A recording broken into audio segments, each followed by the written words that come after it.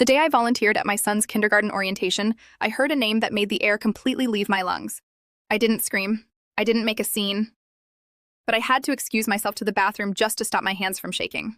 You see, my grandmother grew up in Ukraine, and she lost almost her entire family to the Holodomor, the catastrophic forced famine in the 1930s.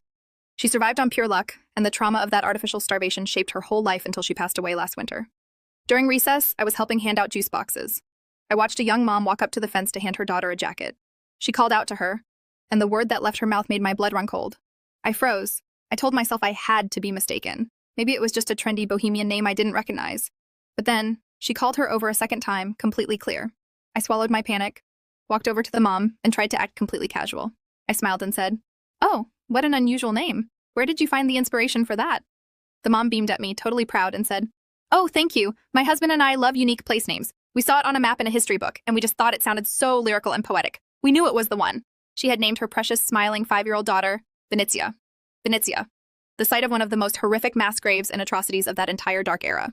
I just stood there, completely numb. I didn't blame the little girl, of course, but a profound sadness washed over me.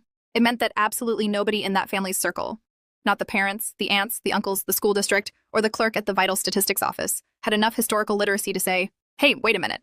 And that clerk is the one I truly lost all respect for. There has to be a line where a civil servant steps up and protects a child from carrying a tragedy on their birth certificate. So when people claim that we dwell too much on the past or that old history doesn't affect the modern world, tell them this. Because when we forget the past, we turn human suffering into a quirky aesthetic.